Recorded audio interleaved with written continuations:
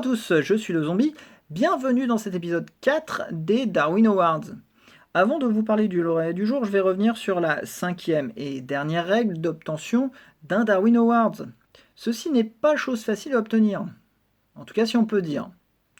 Il faut, pour l'obtenir, être dans l'incapacité de se reproduire naturellement. Wendy Northcutt, la créatrice des Darwin Awards, donna l'idée de l'île déserte. Si le lauréat se retrouve sur une île avec un partenaire sexuel du sexe opposé et ne peut se reproduire, le prix pourra lui être remis.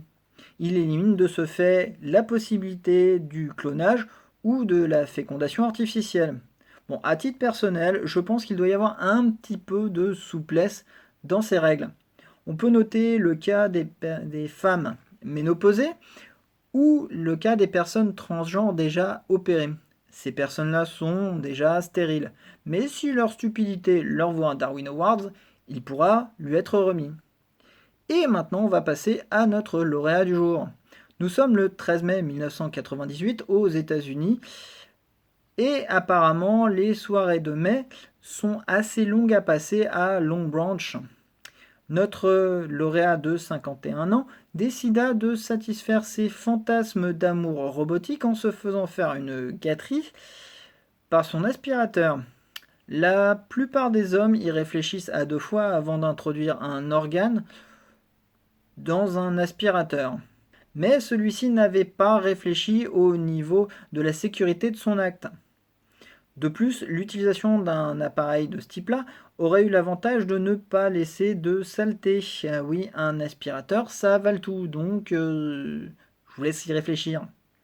Notre courageux héros n'avait pas réalisé que sur l'aspirateur à main qu'il comptait utiliser, l'aspiration était créée via une hélice située juste après le tuyau de l'embouchure, avant le sac.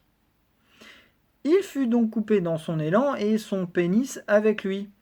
L'homme se précipita sur son téléphone afin de prévenir la police, en prétextant qu'il s'était fait poignarder dans son sommeil. Quand les policiers eurent compris ce qui s'était réellement passé, l'homme finit par dire qu'il ne se souvenait plus de l'incident. Les chirurgiens de l'hôpital de Monmouth purent stopper l'hémorragie, mais n'ont pas réussi à rattacher les 2 centimètres manquants. Et bien que cet homme soit en effet toujours en vie, sa capacité de se reproduire a totalement été réduite. Voilà, c'est tout pour aujourd'hui. Alors si ça vous a plu, je vous invite à laisser un pouce en l'air. Je vous donne rendez-vous la semaine prochaine pour encore plus de débilité humaine. Ciao!